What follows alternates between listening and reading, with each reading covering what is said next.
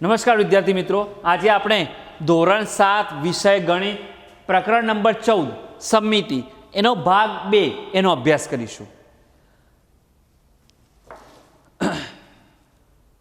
આપણે હવે જોઈએ પહેલું આપણે જોઈએ પરિભ્રમણ કેન્દ્ર। પહેલું આપણે શું જોઈશું? પરિભ્રમણ કેન્દ્ર।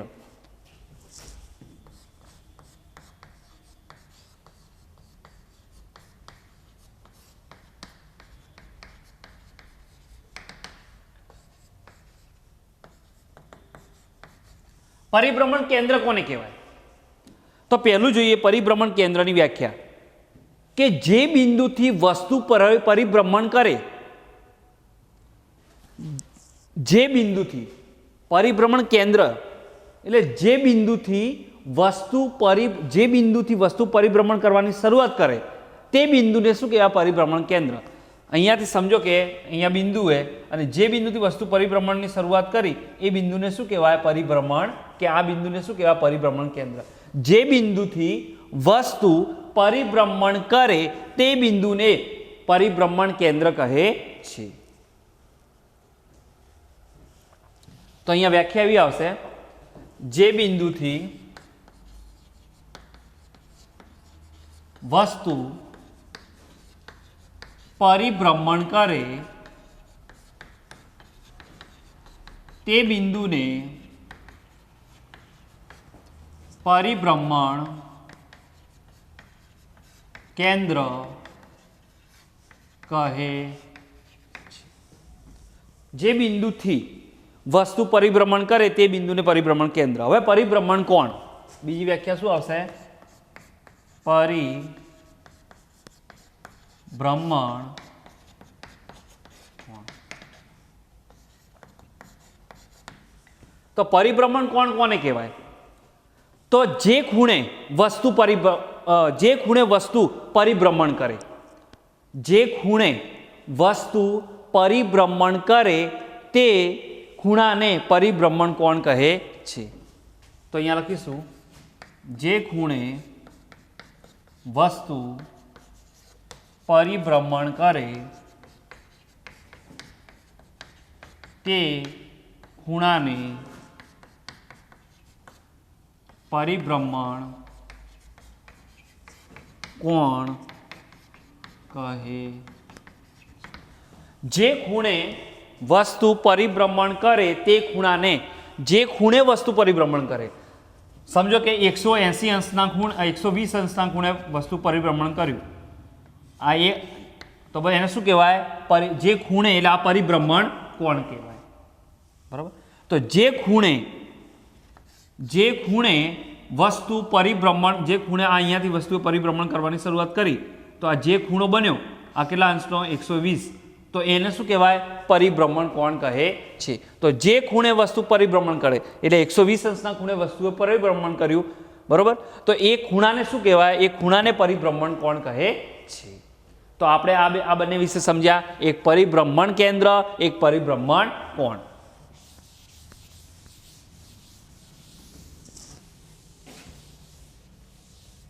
हवे त्यारबाद जोईए आपणे आगळ अभ्यास करेलो है तो एक चतुर्थांश परिभ्रमण। समझो, आ एक उदाहरण समझाओ।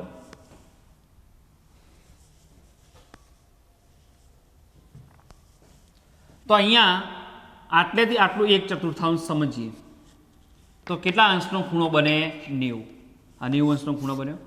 अहींयाथी आटला सुधी एटले के एक तृतीयांश, अहींयाथी आटला सुधी तो केटला अंशनो खूणो बने? 180, बराबर। अने पूरेपूरुं आखुं एक परिभ्रमण करे तो 360, एटले के एक परिभ्रमण एटले 360। चलो आटलेथी आटलू आवे तो 270, केटलुं? 270, बराबर। અને આટલેથી આટલું આવે તો અહીંયાથી આટલે તો 4/4, બરાબર। તો એક પરિભ્રમણ થાય। તો આ રીતે આપણે સમજી શકીએ। તો જોઈએ તો 1/4 પરિભ્રમણ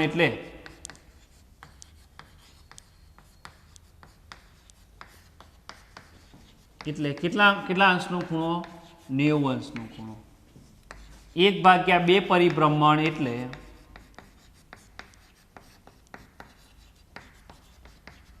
180 અંશનો ખૂણો અને 1 પરિભ્રમણ એટલે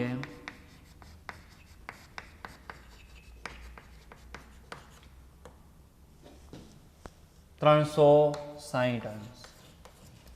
1/4 પરિભ્રમણ એટલે 90 અંશ, 1/2 પરિભ્રમણ એટલે 180 અને 1 પરિભ્રમણ એટલે 360 અંશ. બરોબર. હવે ત્યારબાદ આપણે જોઈએ કે એક પરિભ્રમણ કરતા એક પરિભ્રમણ આપણે પૂરું કરીએ અને વસ્તુ પહેલાના જે એક પરિભ્રમણ કરતા એક પરિભ્રમણ કર્યું અને વસ્તુ પહેલાના જેવી જ દેખાય તો આ વસ્તુમાં પરિભ્રમણીય સમિતતા છે, તે સમિતતા છે. આ વસ્તુની અંદર પરિભ્રમણીય સમિતતા છે એમ કહેવાય. તો એક પરિભ્રમણ કરતા એક પરિભ્રમણ કરતા વસ્તુ પહેલાના જેવી જ દેખાય તો આ વસ્તુની અંદર પરિભ્રમણીય સમિતતા છે તેમ કહેવાય. પરિભ્રમણીય સમિતતા ક્યારે થાય કે એક પરિભ્રમણ પૂર્ણ કર્યું અને વસ્તુ પહેલાના જેવી જ દેખાય તો એને કહેવાય પરિભ્રમણીય સમિતતા છે તેમ કહેવાય.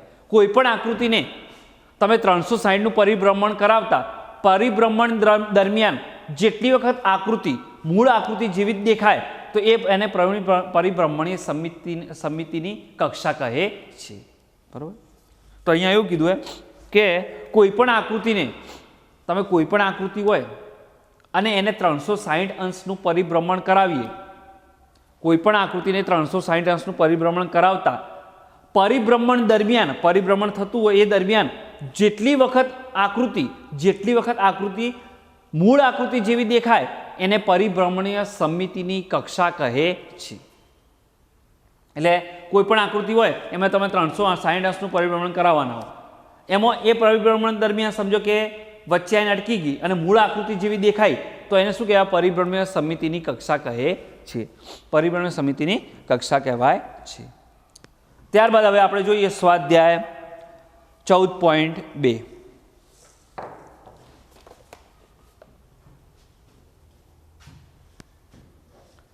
સ્વાધ્યાય 14.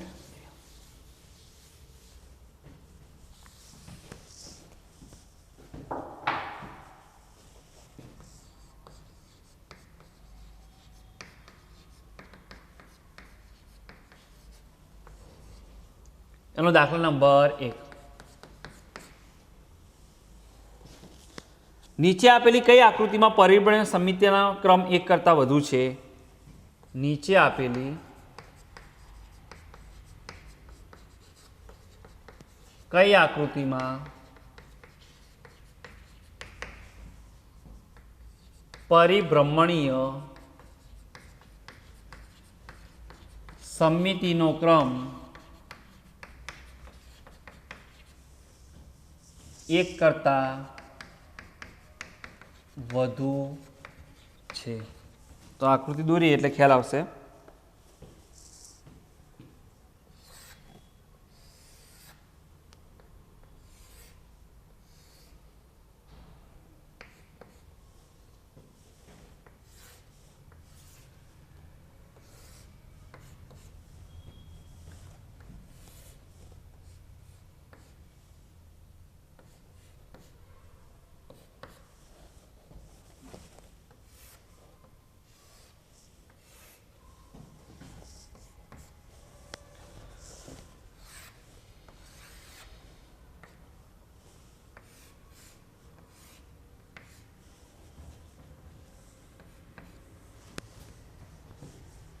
એના પછી એક આકૃતિ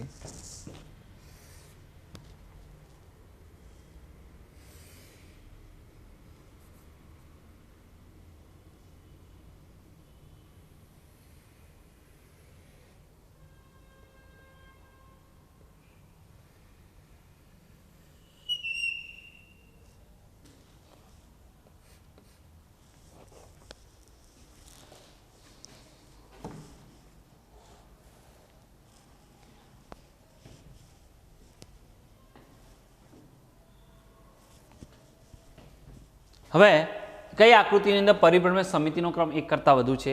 તો અહીંયા તમે જુઓ આ આકૃતિની પરિભ્રમણીય સમિતિનો ક્રમ કેટલો થશે? તો અહીંયા તમે જો 90 અંશના ખૂણે, આ 90 અંશના ખૂણે તમે એને પરિભ્રમણ કરાવો, બરોબર? 90 અંશના ખૂણે એને પરિભ્રમણ તમે કરાવો તો 90 અંશના ખૂણે તમે પરિભ્રમણ કરાવો તો 4 વખત ફેરવતા 90 અંશના ખૂણે તમે એને 4 વખત ફેરવો ને, 90 અંશના ખૂણે એને 90 અંશના ખૂણે એને 1, પછી ફરી પાછી 2, 3 અને 4, તો એવી ને એવી જ આકૃતિ તમને મૂળ આકૃતિ જેવી દેખાય. એટલે આ આકૃતિને 90 અંશના ખૂણે 4 વખત ફેરવતા મૂળ સ્થિતિ આવે. આ આકૃતિને 90 અંશના ખૂણે 4 વખત ફેરવવાની, બરોબર? તો મૂળ આકૃતિ એટલે કેટલી વખત ફેરવવાની? તો અહીંયા પરિભ્રમણીય સમિતિનો ક્રમ કેટલો આવશે? 4 આવશે. કેટલો આવશે? 4. તો એને 90 અંશના ખૂણે 4 વખત ફેરવતા મૂળ આકૃતિ જેવી જોવા મળે. 90 અંશના ખૂણે 4 વખત ફેરવતા મૂળ આકૃતિ તમને જોવા મળે. એટલે મૂળ આકૃતિ તમને જોવા મળી તો પરિભ્રમણીય સમિતિનો ક્રમ કયો આવશે? 4. આ ત્રિકોણ તો 120 અંશના ખૂણે 120 અંશના ખૂણે 3 વખત ફેરવતા, 120 અંશના ખૂણે 3 વખત ફેરવતા એ મૂળ આકૃતિ જેવી દેખાય તો એનો પરિભ્રમણીય સમિતિનો ક્રમ શું આવશે? 3. આમાં એક જ વખત ફેરવવાનું હોય, એક વખત ફેરવીએ કે એટલે એનો ક્રમ આવશે 1.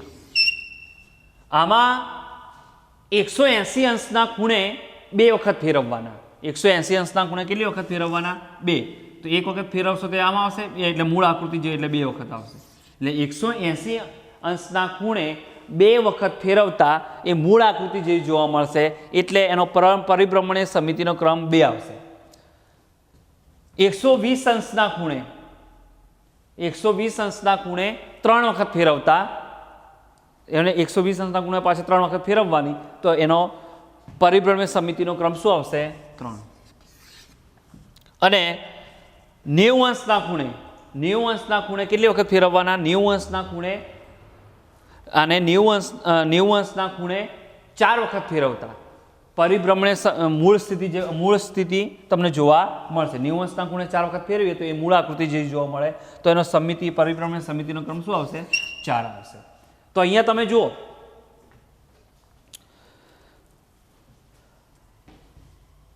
તો અહીંયા શું કીધું? કઈ આકૃતિમાં પરિભ્રમણીય સમિતિનો 1 કરતાં વધુ છે? તો આકૃતિ A, આ આકૃતિ નંબર A, આ B, આ C, આ D, આ E અને આ F. તો A, B, C, sorry A, B અને આ નહીં આવે તો A, B, D, E, F. તો કયો આવશે? A, B, C નહીં આવે, D, E અને F. એમાં પરિભ્રમણીય સમિતિનો ક્રમ 1 કરતાં વધુ છે. ત્યારબાદ આપણે બીજો દાખલો જોઈએ.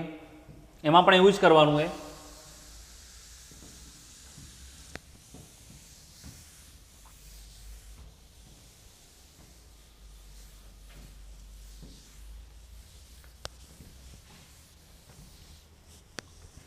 આકૃતિ દોરીએ એટલે ખ્યાલ આવશે.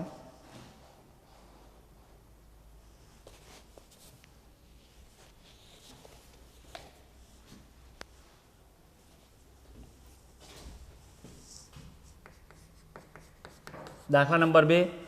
દરેક આકૃતિ માટે પરિભ્રમણીય સમિતિનો ક્રમ જણાવો. આના જેવું જ છે. દરેક આકૃતિ માટે પરિભ્રમણીય સમિતિનો ક્રમ જણાવો. તો જોઈએ.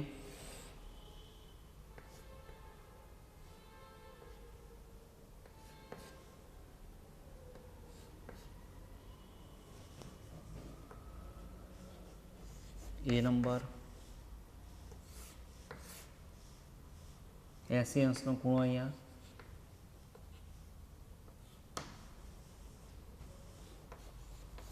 B,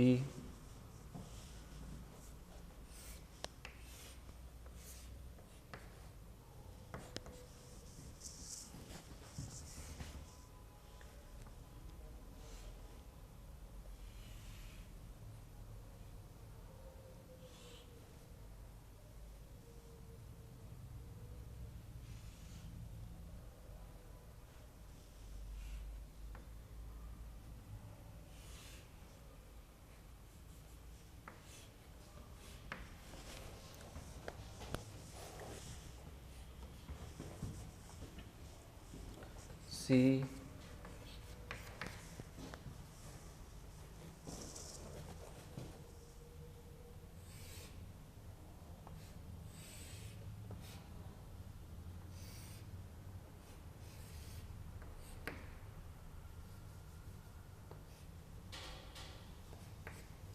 CE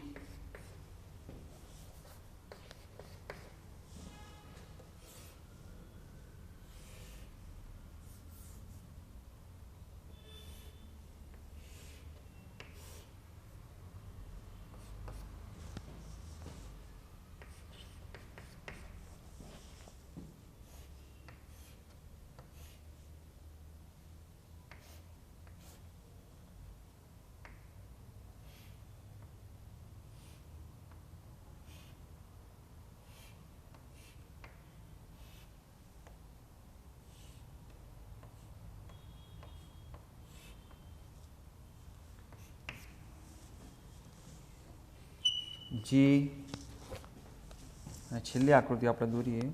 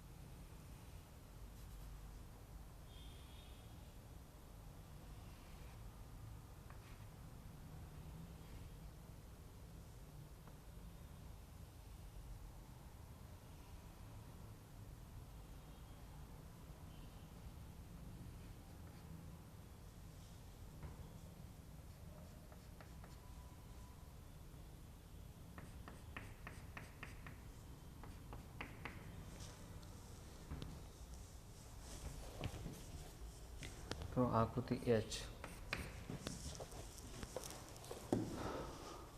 હવે જુઓ આ આકૃતિ આમાં આપણે એવું કહેવાનું હોય કે દરેક આકૃતિ માટે પરિભ્રમણીય સમિતિનો ક્રમ જણાવવાનો હોય. તો તમે અહીંયા જુઓ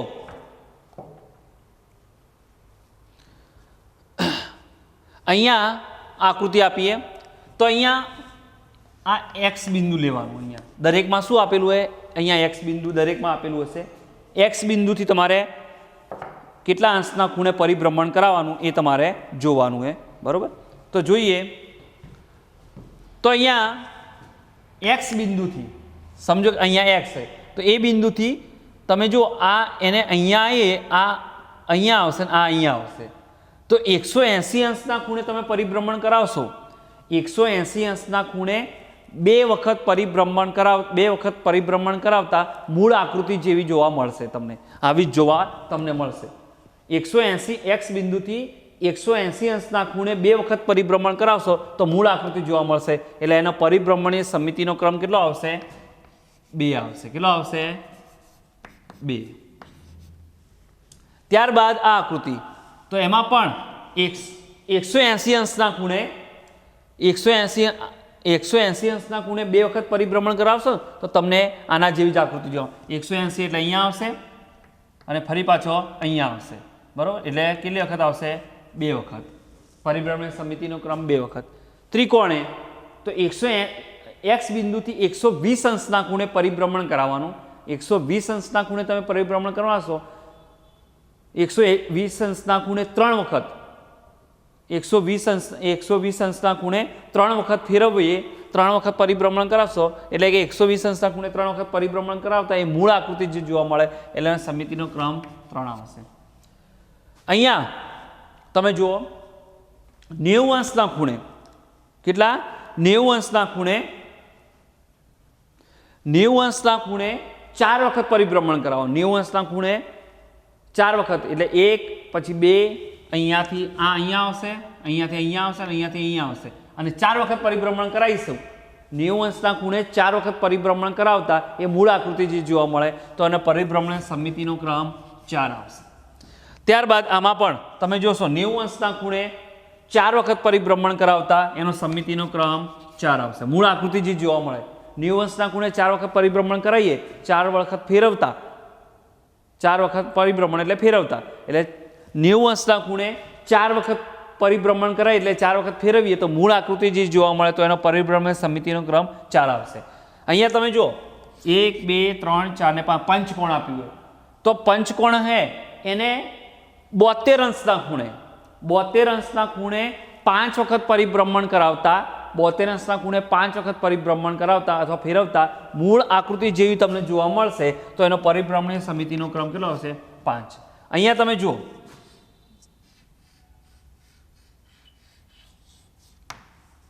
આને 60 અંશના ખૂણે કેટલા અંશના ખૂણે 60 અંશના ખૂણે 6 વખત પરિભ્રમણ કરાવતા 60 અંશના ખૂણે 6 વખત પરિભ્રમણ એટલે કે ફેરવતા મૂળ આકૃતિ જેવી તમને જોવા મળશે. 60 અંશના ખૂણે 6 વખત પરિભ્રમણ કરાવતા મૂળ આકૃતિ જે જોવા મળે એટલે પરિભ્રમણ સમિતિનો ક્રમ 6 આવશે.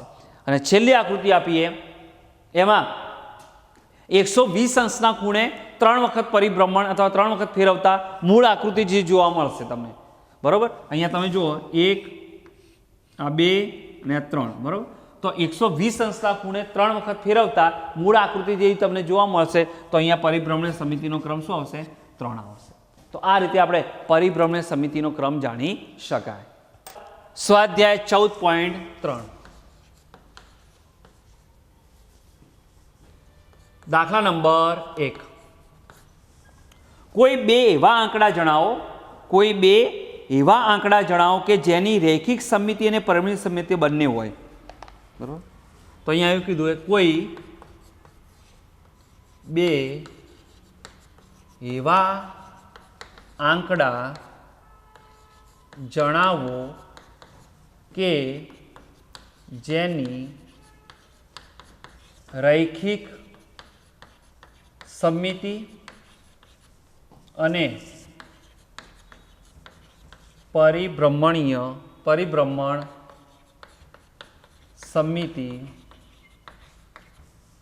બંને હોય.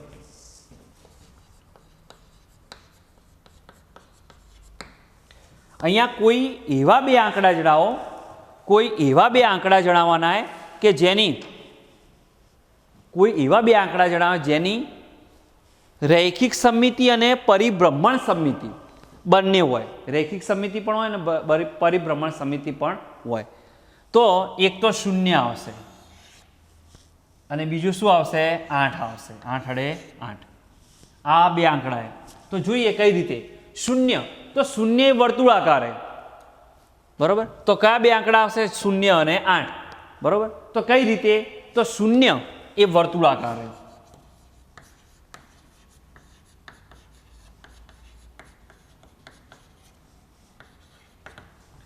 0 એ વર્તુળાકાર અને વર્તુળ હોય તો એની રૈખિક સમિતિ કેવી હોય રૈખિક સમિતિ અસંખ્ય હોય બરાબર.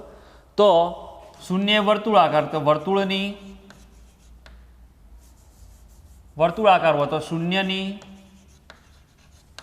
રૈખિક સમિતિ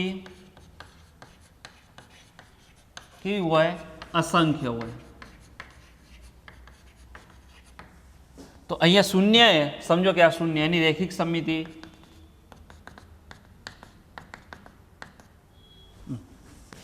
આકૃતિ દોરી એટલે ખ્યાલ આવે થોડો. વર્તુળ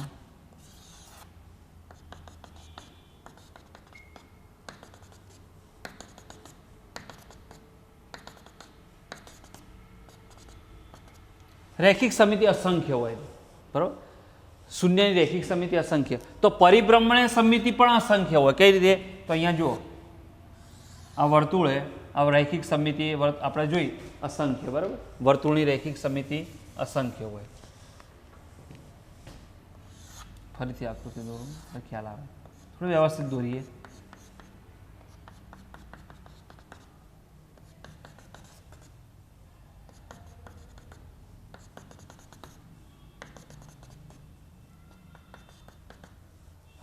અસંખ્ય. તો અહીંયા પરિભ્રમણીય સમિતિ એટલે એની આજુબાજુ ફરવું. તો આ વર્તુળ એની આજુબાજુની જે પરિભ્રમણીય સમિતિ પણ કેવી હોય? અસંખ્ય હોય. બરાબર. તો શૂન્યની પરિભ્રમણીય સમિતિ પણ કેવી હોય? અસંખ્ય હોય. હવે ત્યારબાદ જોઈએ આપણે 8. તો અહીંયા 8ને આપણે આવી રીતે દર્શાવીશું. 8ને આપણે આ શૂન્યની વાત કરીએ. હવે એવા બે, એક શૂન્ય આવશે અને બીજો કયો આવશે? 8. તો 8ને આપણે કેવી રીતે દર્શાવીશું? અહીંયા શૂન્ય આ રીતે. અને એમાં તમે જુઓ આ રૈખિક સમિતિ એની, આ શું એની? 8ની રૈખિક સમિતિ. તો અહીંયા રૈખિક સમિતિ કેટલી આવશે? તો 8ની રૈખિક સમિતિની 2 કક્ષા.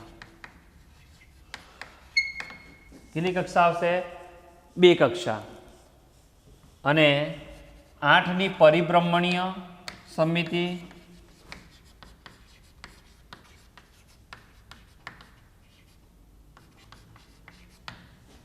તો અહીંયા તમે જુઓ 8ને આખો 8 એને પરિભ્રમણ કરાવીએ તો 180. ફરી પાછો સોરી 2 વખત પરિભ્રમણ કરાવીશું. એક વખત પરિભ્રમણ કરાવીશું એટલે આ રીતની આકૃતિ થશે. બરાબર. અને બીજી વખત પરિભ્રમણ કરાવીશું એટલે આ રીતની આકૃતિ. એટલે 2 પરિભ્રમણીય સમિતિ કેટલી આવશે? એનો ક્રમ 2 આવશે. ભ્રમણીય સમિતિ પણ કેટલી આવશે? 2 છે. બરાબર. તો તેવી રીતે પરિભ્રમણ સમિતિની કક્ષા પણ 2, કેમ કે 180 અંશના ખૂણે એને પરિભ્રમણ કરાવવાનું. 180 અંશના ખૂણે પરિભ્રમણ કરાવીએ તો આ સીધું અહીંયા આવશે. બરાબર. આ 180 અંશના ખૂણે પરિભ્રમણ કરાવીએ તો એક આમ આવશે, એક આમ આવશે. આ રીતે પહેલાં અહીં આમ આવશે, ફરી આ આકૃતિ આમ જશે ને આ આકૃતિ અહીંયા આવશે, ફરી પાછી આ આકૃતિ આમ જશે. બરાબર. તો એની પણ સમિતિનો ક્રમ કેટલો થશે? 8ની પરિભ્રમણ સમિતિની કેટલી કક્ષા આવશે? 2 કક્ષા છે. એટલે બંને 8ની રૈખિક સમિતિ પણની 2 કક્ષા અને પરિભ્રમણ સમિતિની પણ 2 કક્ષા ધરાવે છે. બરાબર. તો કેવું થશે? પહેલાં આમ આવશે અને પછી આમ થશે. બરાબર. તો એને 8ની પરિભ્રમણ સમિતિની કેટલી કક્ષા આવશે? 2 કક્ષા ધરાવે છે. ત્યારબાદ આપણે દાખલા આગળ જોઈએ.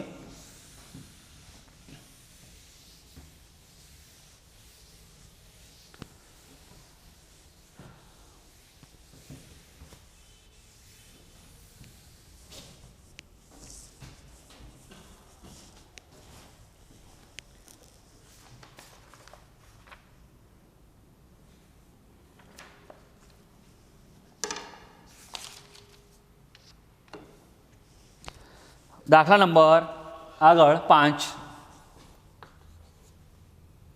એવા ચતુષ્કોણનું નામ જણાવો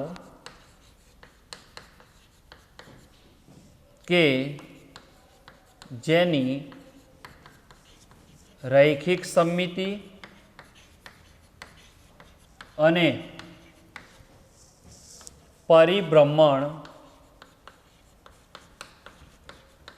સમિતિ બંનેનો ક્રમ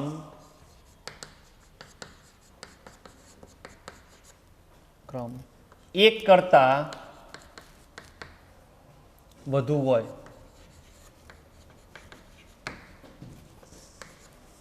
અહીંયા એવું પૂછ્યું કે એવા ચતુષ્કોણનું નામ જણાવો કે જેની રૈખિક સમિતિ અને પરિભ્રમણીય સમિતિ બંનેનો ક્રમ 1 કરતાં વધુ હોય. એવા ચતુષ્કોણનું નામ જણાવો. તો ચોરસ,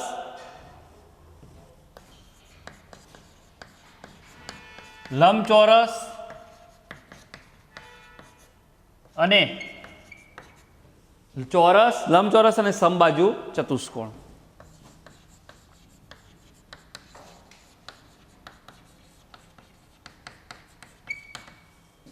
સમબાજુ ચતુષ્કોણ એ એવા ચતુષ્કોણ કે રેખિક સમિતિ અને પરિભ્રમણ સમિતિ બંનેનો ક્રમ એક કરતાં વધુ.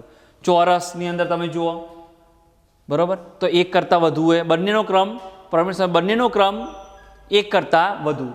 તો અહીંયા રેખિક સમિતિ અને પરિભ્રમણ ચોરસની અંદર 4, લંબચોરસની અંદર 2, બરોબર, સમબાજુ ચતુષ્કોણની અંદર પણ 2. તો આ રીતે બંનેનો ક્રમ એક કરતાં વધુ છે.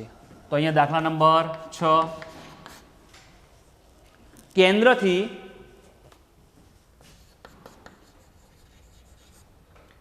સાઈઠ અંશ ફર્યા પછી આકૃતિ તેની મૂળ સ્થિતિના જેવી જ દેખાય છે. બીજા કયા ખૂણાઓ માટે આવું થશે?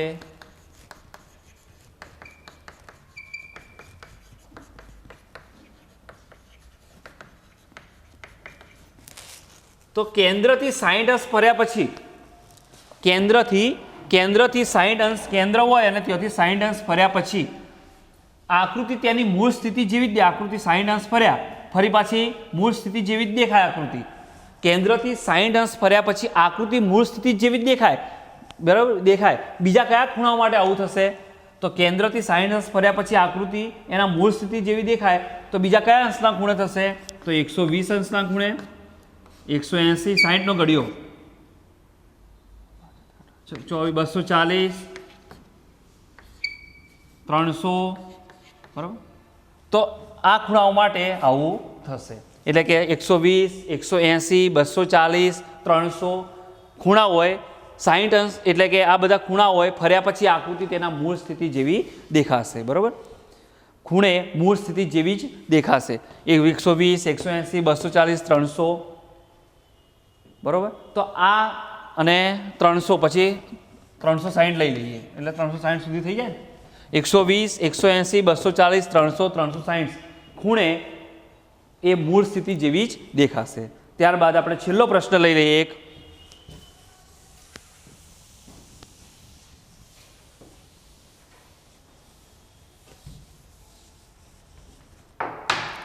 દાખલા નંબર 7.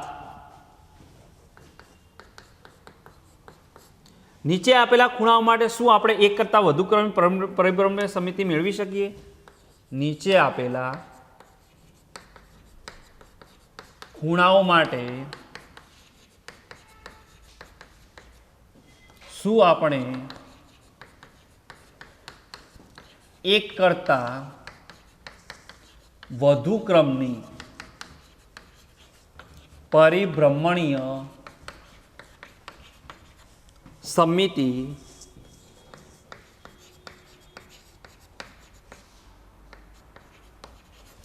મેળવી શકીએ? શું નીચે આપેલા ખૂણાઓ માટે પેલું આપેલો હોય 45 અને બીજો આપેલો હોય 17 અંશ. તો અહીંયા નીચે આપેલા ખૂણાઓ માટે શું આપણે એક કરતાં વધુ ક્રમની પરિભ્રમણીય સમિતિ મેળવી શકીએ? તો અહીંયા 360 ને તમે 45 વડે ભાગો, 360 ને તમે 45 વડે ભાગો તો એક કરતાં વધુ ક્રમની પરિભ્રમણીય સમિતિ મેળવી શકીએ. જો 360 ને 45 વડે ભાગી શકાય, 360 ને 45 વડે ભાગી શકાય એટલે કે નિશેષ ભાગી શકાય, તો એક કરતાં વધુ ક્રમની પરિભ્રમણીય સમિતિ મેળવી શકાય. તો અહીંયા 360 અંશને 45 અંશ વડે નિશેષ ભાગી શકાય. તો 360 ને 45 અંશ વડે નિશેષ ભાગી શકાય એટલા માટે એક કરતાં વધુ ક્રમની પરિભ્રમણીય સમિતિ મેળવી શકાય, બરાબર. તો આમાં મેળવી શકાય, બરાબર ને. 360 ને 360 અંશને 45 અંશ વડે નિશેષ ભાગી શકાય, તો આ 45ને 1 કરતાં વધુ ક્રમની પરિભ્રમણ સમિતિ મેળવી શકાય. ને 17ને 360ને 17 અંશ વડે નિશેષ ભાગી શકાય નહીં. 360ને 17 અંશ વડે નિશેષ ભાગી શકાય નહીં એટલે એને 1 કરતાં વધુ ક્રમની પરિભ્રમણીય સમિતિ મેળવી શકાય નહીં. તો એના માટે મેળવી શકાય નહીં, આના માટે મેળવી શકાય. તો આ રીતે આપણે આ દાખલાઓ શીખ્યા અને આ ચેપ્ટરની પૂર્ણાહુતિ થઈ. અસ્તુ.